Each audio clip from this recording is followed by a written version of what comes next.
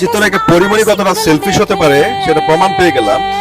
রাতুলের সাথে পরিমণির সম্পর্ক যখন নষ্ট হয়ে যায় তখন রাতুল বুবলির সাথে রাতুলের একটা ভালো সম্পর্ক ছিল, অর্থাৎ তখন রাতুল বুবলিকে নিয়ে কাজ করে, রাতুল কিপ্রিয়া তখন বুবলিকে নিয়ে কাজ করে। তখন আমি দেখেছি পরিমণি বুবলিকে আক্রমণ করে বসে, এবং তখন হয়তো বলেছে, অনেকেই ভেবেছিলেন যে অবিশ্বাসের সাথে পরিমণির সম্পর্ক, তারা বোন বোন সম্পর্ক, এই কারণে হয়তো বা পরিমণি বুবলিকে আক্রমণ করেছে। ঘটনা আসলে এটা না, এটা না। তখন রাতুল পরিমণিকে ফেলে বুবলিকে নিয়ে কাজ করে, এটাই ছিল বুবলিকে আক্রমণ করার পরিমণির মূল উদ্দেশ্য। অবিশ্বাসের মাথায় কাঁঠাল রেখে বেঙ্গে খেয়ে ফেলেছিল তখন পরিমণি। পরিমণি আক্রমণ করেছে বুবলিকে, বদনামটা হয়েছে অবিশ্বাসের। অবিশ্বাসের সাথে ভালো সম্পর্কের কারণে অবিশ্বাসের পক্ষ নিয়ে পরিমণি বুবলিকে আক্রমণ করেছে। বুঝতে পেরেছেন বিষয়টা?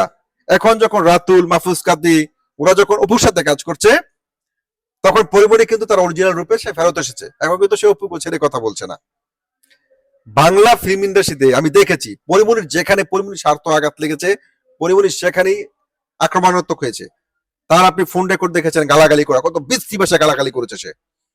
আপনি বুক ক্লাবের ঘটনাটা যেটা আমি, যেহেতু এখন বিচারাধীন রয়েছে, মামলা চলমান, এটা নিয়ে তাই কথা বলছি না।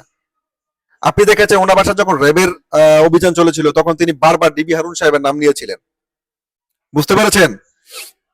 তিনি স্বার্থর জন্য, যখনই তার স্বার্থে আঘাত লাগে তখন তিনি কাউকে চিনেন না।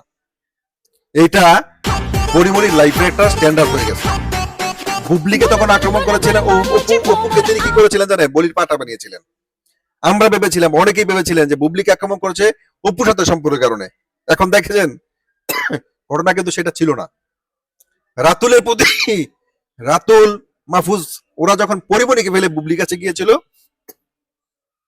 তখনই পরিমণি বুবলিকে আক্রমণ করেছিলেন।